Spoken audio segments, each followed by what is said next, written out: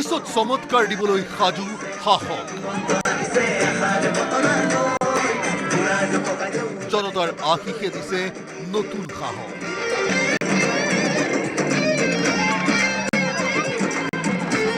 জনতাৰ আশীৰ্বাদ বিচাৰি জনসমুদ্ৰত মুখ্যমন্ত্ৰী। পুষ্পবৃষ্টি হৰ্ষধ্বনিৰে উখল মাখল ধেমাজি। ভাগৰ বিৰাম বিৰতি অসুবিধা এই শব্দবোৰ একাষৰীয়া কৰি ২৬ত বিজয় প্ৰাপ্তিৰ বাবে বিজেপিৰ বিৰামহীন অভিযান। জন আশীৰ্বাদ যাত্ৰাৰ চতুৰ্থ দিনৰ কাৰ্যসূচী ৰূপায়িত হ'ল ধেমাজি জিলাত। মুখ্যমন্ত্ৰীৰ আগমনৰ বাবে পুৱাৰে পৰাই পথৰ দাঁতিত ভিৰ কৰিলে বিজেপিৰ কাৰ্যকৰ্তাই।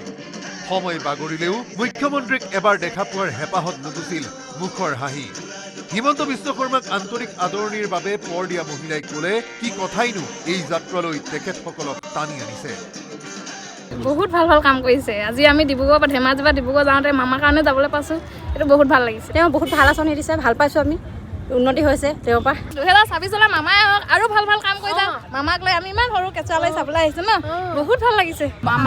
মামাৰ কামটো ভাল হৈছে বাৰু, লাখপতি দিছে, অৰুণোদয় দিছে, আমাক দলং দিয়াৰ কাৰণে, আমাৰ গাঁৱত দলং দিয়াৰ কাৰণে আমাৰ হাই ফাই পুৰা।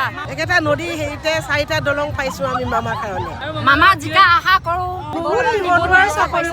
মিঠাতেল দিলে আমাৰ হৈ যাব। এই হিচাপে আমাক মামাকে লাগে, আমি জিকাব লাগিবই।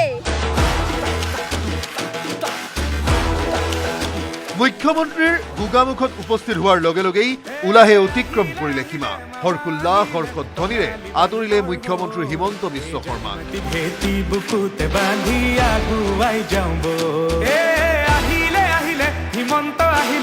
গায়ন বায়ন ভিন্ন জনগোষ্ঠীৰ পৰম্পৰাগত সাংস্কৃতিক অভিবাদনেৰে মুখ্যমন্ত্ৰীলৈ নিবেদন কৰা হ'ল সমৰ্থন।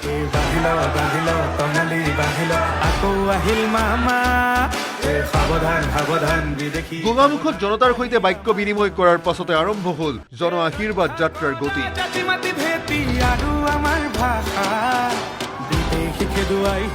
অগণন জনতাৰ ভিৰ ফালি ফালি আগুৱাই গৈ থাকিল মুখ্যমন্ত্ৰীৰ বাহন।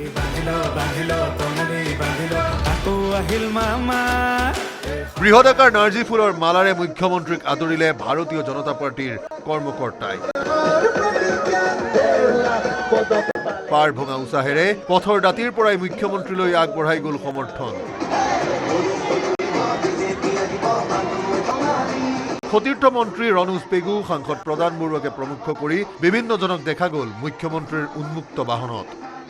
ধেমাজিৰ 3টা গুৰুত্বপূৰ্ণ সমষ্টিয়ে নিজৰ দখললৈ আনিবলৈ তৎপৰ শাসকীয় মিত্ৰজোঁট। প্ৰায় 131 কিলোমিটাৰৰ দীঘলীয়া যাত্ৰা অনিৰুদ্ধ গতিত চলাই গ'ল মুখ্যমন্ত্ৰীয়ে।